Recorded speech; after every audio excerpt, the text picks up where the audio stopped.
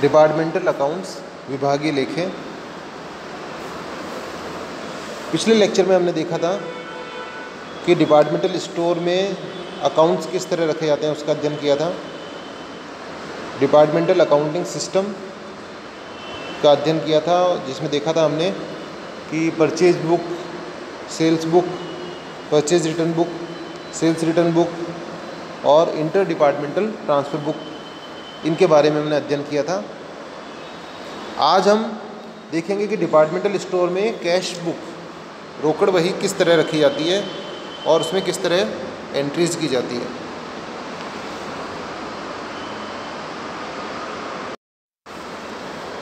Cash book, रोकड़ बही। Departmental store की कैश बुक में समस्त प्रकार के नगद क्रय,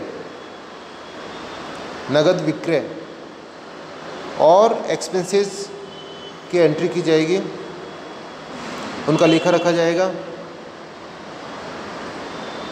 इसके रोकड़ बही के दोनों पक्ष में जो अमाउंट के कॉलम होंगे, वो एक कॉलम तो पूरे डिपार्टमेंटल स्टोर का एक होगा जिसमें टोटल अमाउंट आएगी, और साथ में जितने भी डिपार्टमेंट हैं, मान लो ABC 3 डिपार्टमेंट हैं, तो 3 डिपार्टमेंट के भी अमाउंट के कॉलम बना दिए जाएंगे और उनमें डिपार्टमेंट वाइज अलग अलग एंट्रीज भी कर दी जाएगी अमाउंट की।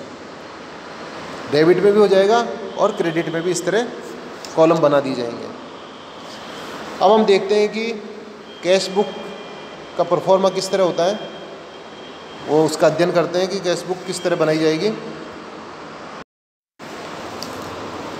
कैश बुक में 2 साइड होती है, डेबिट और क्रेडिट। अब डेबिट साइड में जो कॉलम होंगे वो होंगे, पहला डेट, दूसरा पर्टिकुलर्स, तीसरा लेजर फोलियो और फिर अमाउंट का कॉलम टोटल अमाउंट। और फिर टोटल अमाउंट के बाद में 3 कॉलम और होंगे, मान लो 3 डिपार्टमेंट हैं डिपार्टमेंटल स्टोर में, तो ABC 3 कॉलम और बना दी जाएंगे अमाउंट के डेबिट साइड में। फिर क्रेडिट साइड वाले कॉलम हम देखते हैं, उसमें date, particulars, ledger folio, total amount. अब ये पूरे डिपार्टमेंट की टोटल अमाउंट का कॉलम है। और फिर इसको 3 डिपार्टमेंट हैं तो उनमें 3 कॉलम और बना दी जाएंगे, department A, department B, department C। तो इस तरह अमाउंट के कॉलम कितने हो गए? 4 कॉलम हो गए। मान लो कोई डिपार्टमेंटल स्टोर है, उसमें 3 डिपार्टमेंट हैं, तो एक तो डिपार्टमेंटल स्टोर का पूरा अमाउंट का कॉलम बन जाएगा, और फिर 3 डिपार्टमेंट हैं तो उनके कॉलम भी इसमें बन जाएंगे। तो डेबिट साइड में भी 4 अमाउंट के कॉलम हो गए और क्रेडिट साइड में भी 4 अमाउंट के कॉलम हो गए।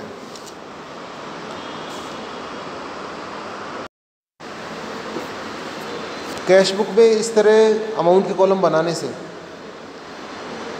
और उनके एंट्रीज करने से हमें एक फ़ायदा यह होगा कि हमें जितने भी खर्चे हैं, जितनी परचेज, कैश परचेज है और कैश सेल है, उसके अमाउंट का पता पड़ता रहेगा कि टोटल डिपार्टमेंटल स्टोर की अमाउंट कितनी है और अलग अलग डिपार्टमेंट की अमाउंट कितनी है। क्योंकि जब पूरा लेखा वर्ष समाप्त होता है तो उसके बाद में हमें इन्फॉर्मेशन की आवश्यकता पड़ती है कि पूरे डिपार्टमेंट की कितनी, पूरे डिपार्टमेंटल स्टोर की क्रय, विक्रय और खर्चे, इनकी अमाउंट कितनी कितनी है, और हर डिपार्टमेंट की नगद क्रय, नगद विक्रय और खर्चे की अमाउंट कितनी कितनी है, उसको हमें लेखा रखा जाता है उसका भी लास्ट में। तो हमें इसका कैश बुक से ये इन्फॉर्मेशन मिल जाती है कि अलग अलग खर्चे कितने हैं डिपार्टमेंट के और पूरे डिपार्टमेंटल स्टोर के कितने खर्चे हैं। कहने का तात्पर्य यह है कि जब कैश बुक में जब एंट्रीज की जाती है तो समस्त प्रकार की कैश परचेज, कैश सेल और एक्सपेंसेस की जो एंट्रीज की जाती है वो टोटल के अमाउंट वाले कॉलम में भी की जाती है और हर डिपार्टमेंट के अलग अलग खाने में भी एंट्रीज की जाती है। तो इस प्रकार जब अकाउंट्स में इसको कैश बुक में जब एंट्री की जाएगी तो उसका विभागवार विश्लेषण होता रहेगा अमाउंट का, कि अमाउंट कितनी हो रही है, अभी तक हर डिपार्टमेंट की अमाउंट कितनी है और पूरे डिपार्टमेंटल स्टोर की अमाउंट कितनी है। क्योंकि लेखा वर्ष के अंत में हमें अलग अलग विभागों में नगद क्रय, नगद विक्रय और उनकी कुछ मान लो कोई इनकम भी हो सकती है डिपार्टमेंट की, तो वो भी इस कॉलम में आ जाएगी, अलग अलग कॉलम में, कि उनकी कितनी आय है या कुछ कितने व्यय हैं, उसकी सूचना हम कैश बुक से प्राप्त कर सकते हैं। तो इसलिए अलग अलग कॉलम वाली कैश बुक बनाते हैं। तो हमें पूरे डिपार्टमेंटल स्टोर की और पूरे अलग अलग डिपार्टमेंट्स के सारी अमाउंट हमें अलग अलग मद में प्राप्त होती रहती है। अब हम देखेंगे कि कैश बुक में कौन कौन से खर्चे होते हैं जिनकी एंट्रीज हमें की जाती है कैश बुक में, उसका अध्ययन करेंगे। सामान्यतः कैश बुक में दो तरह के खर्चे दिखाए जाते हैं। पहला है प्रत्यक्ष व्यय, डायरेक्ट एक्सपेंसेस, दूसरा है इनडायरेक्ट एक्सपेंसेस। दो तरह के खर्चे हो गए, इनडायरेक्ट एक्सपेंसेस और डायरेक्ट एक्सपेंसेस। पहला है प्रत्यक्ष व्यय, डायरेक्ट एक्सपेंसेस। डिपार्टमेंटल स्टोर में कुछ खर्चे इस प्रकार के होते हैं जो संबंधित डिपार्टमेंट के लिए ही होते हैं और उन्हीं के द्वारा इनका भुगतान किया जाता है। जैसे मान लीजिए विभाग की मजदूरी है, उसका वेतन है, इलेक्ट्रिसिटी एक्सपेंसेस हैं। तो इस प्रकार के जो खर्चे हैं जो संबंधित डिपार्टमेंट के लिए ही हुए हैं और उसी के द्वारा उसका भुगतान किया गया है, वो डायरेक्ट एक्सपेंसेस कहलाएंगे। अब इलेक्ट्रिसिटी एक्सपेंसेस डायरेक्ट कब कहलाएगा? जब सभी डिपार्टमेंट्स में बिजली के मीटर अलग अलग लगे हुए हैं और उनका हिसाब अलग अलग रखा गया है कि डिपार्टमेंट ए के लिए इतना बिजली खर्चा हुआ है, डिपार्टमेंट बी के लिए इतना हुआ है और डिपार्टमेंट सी के लिए कितना हुआ है, तब तो वो डायरेक्ट एक्सपेंसेस कहलाएगा, क्योंकि हर डिपार्टमेंट का अलग अलग लेखा रखा गया है। मान लीजिए पूरे डिपार्टमेंटल स्टोर का एक ही मीटर लगा हुआ है पूरा बिजली का, और उसमें जो खर्चा आया है टोटल, वो इनडायरेक्ट एक्सपेंसेस कहलाएगा, क्योंकि उसका लेखा अलग अलग डिपार्टमेंट वाइज नहीं रखा गया है। उसको किसी उचित बेस को हम अपनाते हुए उस खर्चे को अलग अलग डिपार्टमेंट में डिवाइड करेंगे हम बाद में। उसमें अलग अलग डिपार्टमेंट का एरिया देख सकते हैं, कितना कितना एरिया हुआ है, उसके अकॉर्डिंग उसको उस एरिया के अकॉर्डिंग बिजली का खर्चा डिवाइड कर सकते हैं। या उसमें कितने लाइट्स, बल्ब कितने, ट्यूबलाइट वगैरह कितने लगी हुई है, फ़ैन कितने लगे हुए हैं, उसके अकॉर्डिंग उनका डिवीज़न कर दिया जाएगा इनडायरेक्ट एक्सपेंसेस का।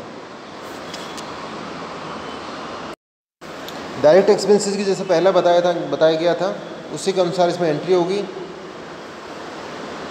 टोटल अमाउंट के कॉलम में भी एंट्री होगी और अलग अलग डिपार्टमेंट के खर्चे हैं उस कॉलम जो है अमाउंट के, उसमें भी एंट्रीज होगी। इस प्रकार अलग अलग एंट्री करने से हमें ये फ़ायदा होगा कि हर डिपार्टमेंट का अलग अलग खर्चा और पूरे डिपार्टमेंटल स्टोर का खर्चा हमें पता पड़ता रहेगा। और वर्ष के अंत में जब हम प्रॉफिट एंड लॉस अकाउंट बनाते हैं तो हर एक हेड में कितना कितना खर्चा हुआ है, हेड में कितनी अमाउंट हुई है, उसमें खर्चे की कितनी अमाउंट है, उसका पता पड़ जाएगा पूरे डिपार्टमेंटल स्टोर का और अलग अलग डिपार्टमेंट का भी।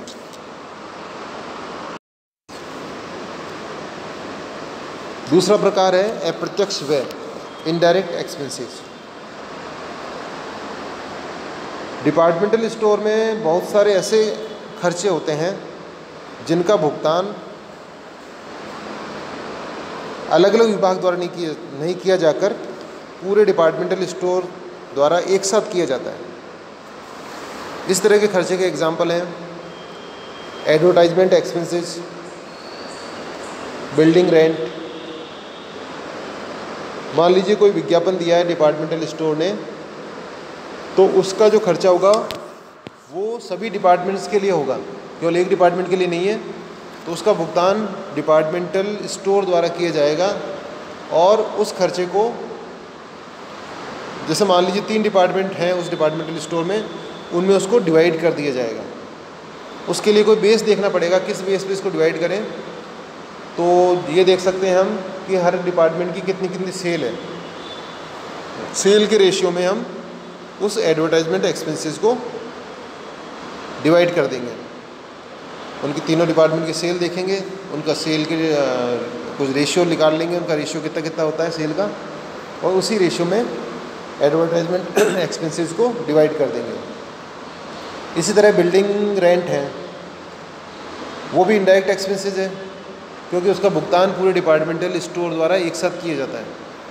एक एक डिपार्टमेंट उसका भुगतान नहीं करेगा, डिपार्टमेंट ए बी सी अलग अलग रेंट का भुगतान नहीं करेंगे, पूरे डिपार्टमेंटल स्टोर द्वारा उसका भुगतान एक साथ किया जाएगा। और फिर इस खर्चे को, जितने भी इनडायरेक्ट एक्सपेंस होते हैं, उनको कोई उचित माध्यम के द्वारा उसको खर्चे को अलग अलग डिपार्टमेंट में विभाजित कर दिया जाता है। तो बिल्डिंग रेंट को डिवाइड करते समय हम देखेंगे कि हर एक डिपार्टमेंट ने कितना बिल्डिंग का स्पेस ऑक्यूपाई कर रखा है, उनका डिपार्टमेंट का एरिया कितना कितना है, तो उसके एरिया के अकॉर्डिंग जितना भी किराया भुगतान किया गया उस किराए को अलग अलग डिपार्टमेंट में हम डिवाइड कर देंगे। इनडायरेक्ट एक्सपेंसेस का भी कैश बुक में जब एंट्री करते हैं तो टोटल वाले अमाउंट में भी टोटल अमाउंट के कॉलम में एंट्री करेंगे, और हर डिपार्टमेंट के ए बी सी जैसे 3 डिपार्टमेंट हैं उनमें भी अलग अलग एंट्री करेंगे। इसका फ़ायदा ये होगा हमें कि जब हम प्रॉफिट एंड लॉस अकाउंट बनाते हैं तो उसमें हमें खर्चों के बारे में जानकारी लेनी होती है कि खर्चे कितने हुए साल भर में, जिसमें टोटल डिपार्टमेंट का खर्चा भी देखना होता है, टोटल डिपार्टमेंटल स्टोर का खर्चा भी देखना पड़ता है, और अलग अलग डिपार्टमेंट का खर्चा भी देखना पड़ता है। तो हमें कैश बुक से सारी सूचनाएं प्राप्त हो जाती हैं, खर्चों के बारे में समस्त प्रकार की जानकारी हमें प्राप्त हो जाती है।